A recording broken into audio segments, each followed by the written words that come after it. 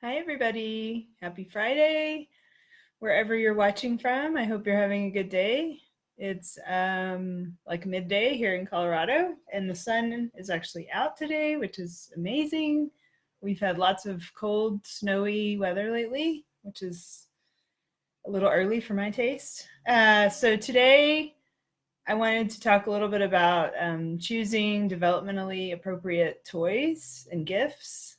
Now, I'm not the type of person to push ahead to the holiday season too soon. I find that very annoying with the stores putting Christmas stuff out right even before Halloween. But I know the pressure is mounting where people are making lists for the holidays and you're already starting to get emails about the best toys of the year and all this stuff. So I wanted to get this out early so maybe you could have these ideas in the back of your mind as you're choosing gifts and toys and things for your kids or for family members and things like that.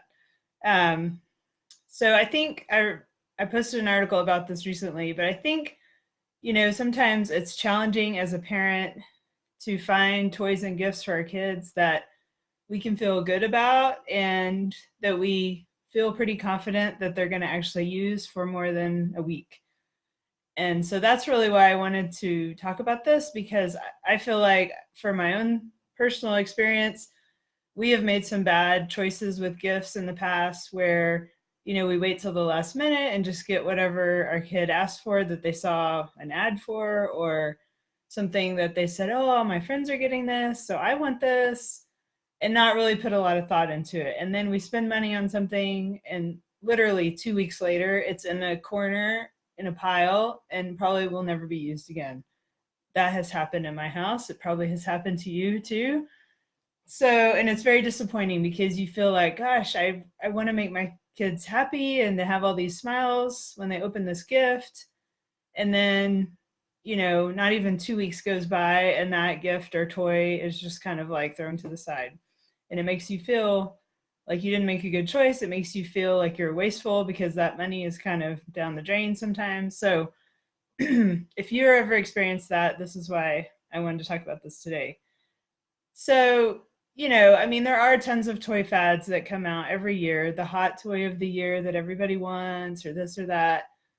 And there is, there's some joy in that, right? Kids love that. I had a Cabbage Patch Kid growing up, it was a fad. So those things happen. And if giving your kid the fad toy of the year is going to make your day, go for it. That's, it's your choice, obviously. And some of the fad toys are really good toys. It just depends, right? You just don't know. But I think for a lot of us, we want to put a little bit more thought into it.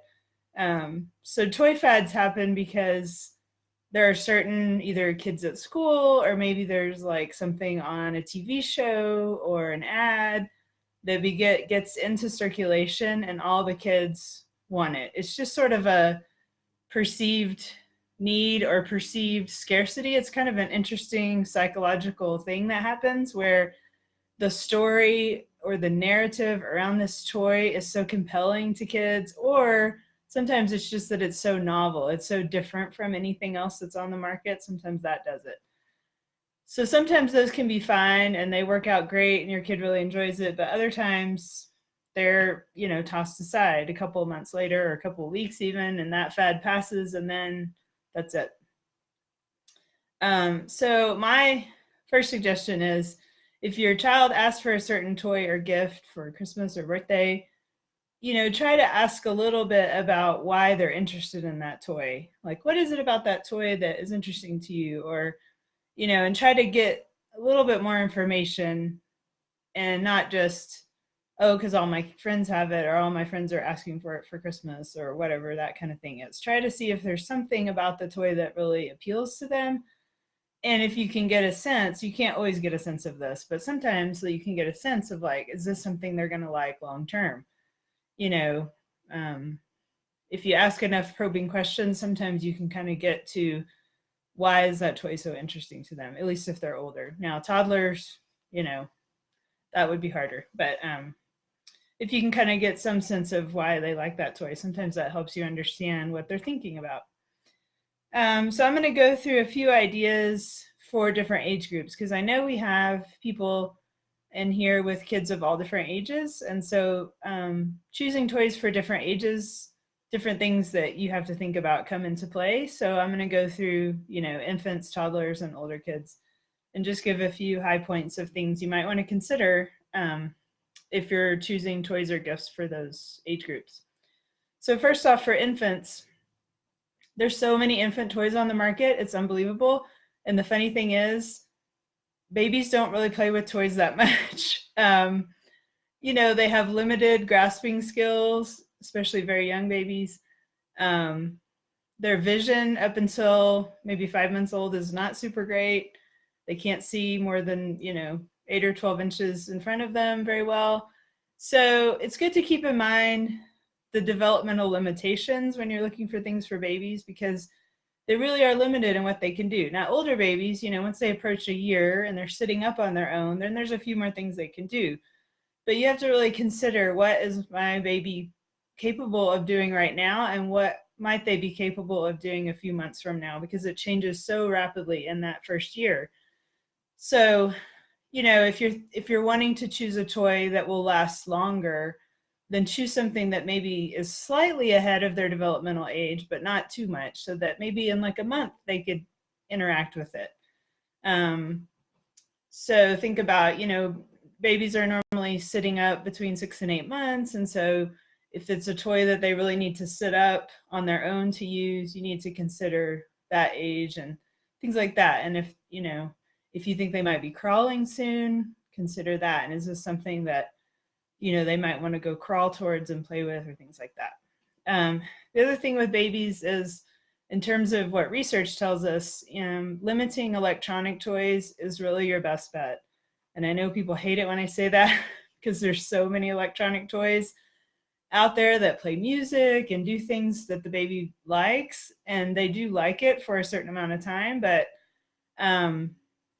research has shown that when babies have electronic toys, then oftentimes, the parents or adult caregivers then don't interact with them as much and don't talk to them as much. And that's where you get that breakdown in the words that the babies are understanding. And if parents aren't talking to them as much, they're not exposed to as many vocabulary words. And so, a few electronic toys are not going to hurt anything, but I would just say, don't rely on electronic toys to entertain babies for, a big portion of the day, because then most likely you or whoever's caring for the baby is not interacting with them as much. And that's really the downside we see with electronic toys.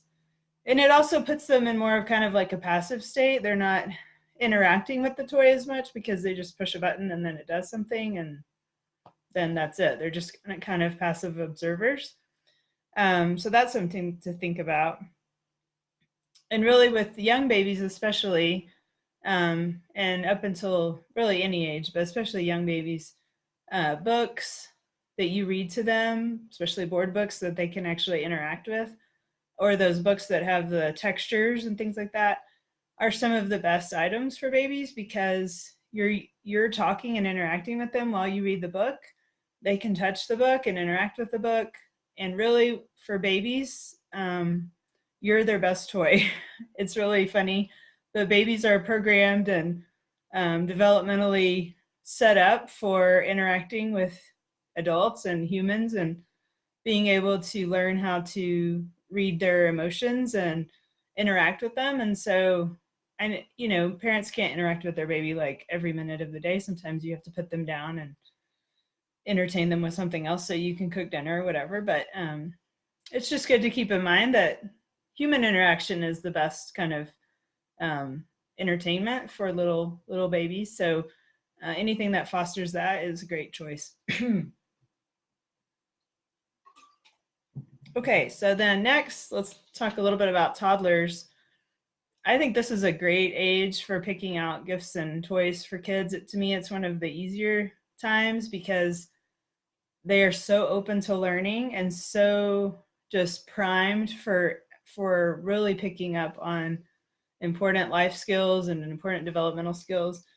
So for toddlers, I would say, look at where they are developmentally and what kind of play they're engaging in. But usually, especially as they approach, 3, even 2-year-olds, some 2-year-olds, but as you get through the toddler years, pretend play is really prime time. I mean, if you're around toddlers very much, this is like what they do all the time.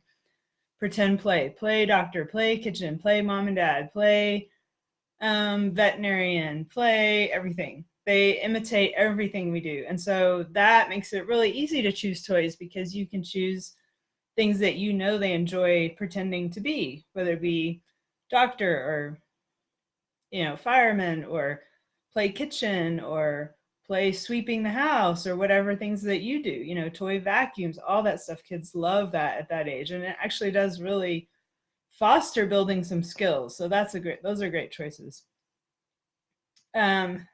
And also with toddlers, open-ended toys, again, are best. Open-ended just means toys that the kid has to actually engage with to do something with the toy. Again, it's not push a button, it does something, and they just sit there. Okay, so open-ended toys are things that can be used in multiple ways.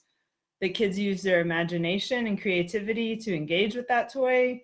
So these are things like blocks, magnetiles, fabric, pieces of fabric or scarf, cardboard boxes are great for this. But they can do anything with. You can make anything out of a cardboard box. You can build almost anything with blocks or Legos or Duplos. So those are things that kids will probably use for a longer period of time and will grow with them more easily than just a simple electronic toy, or it's a toy that only does one thing.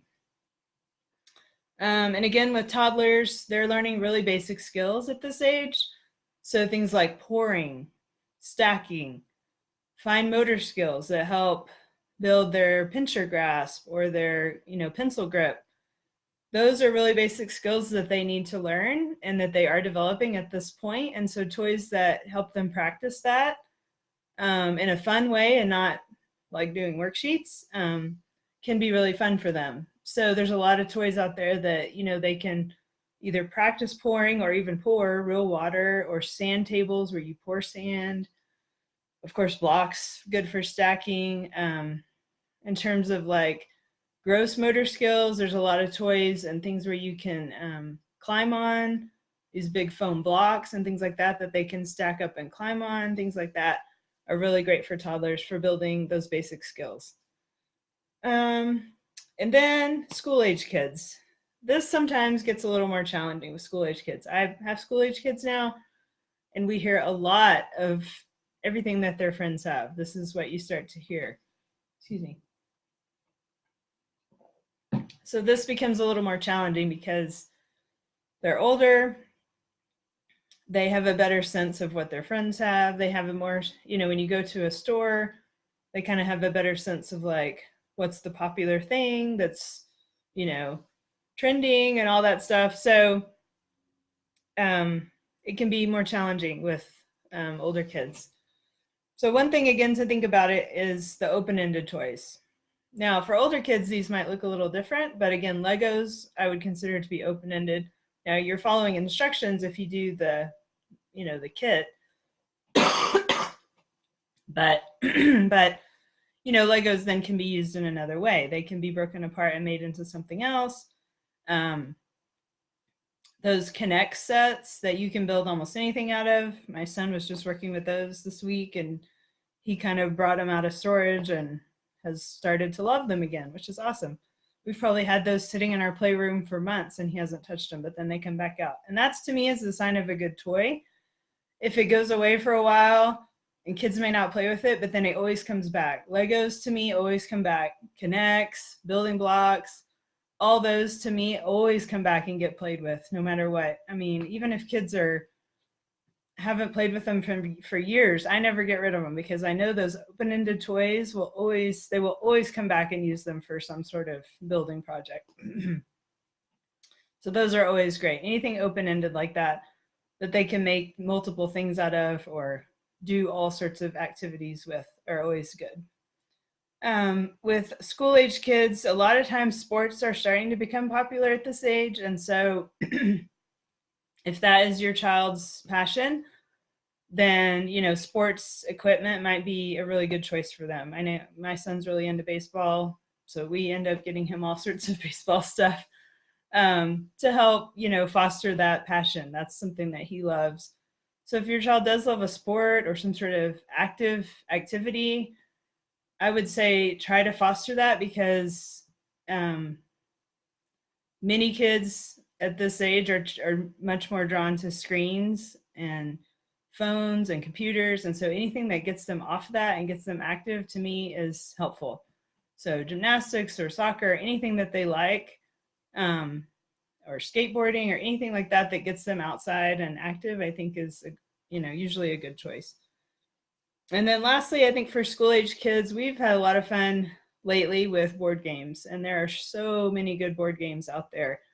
In this post that I wrote, I put a few in there, but if you look up board games, and there's several good websites and actually I can post one in here of a blogger friend that I know that writes all about board games.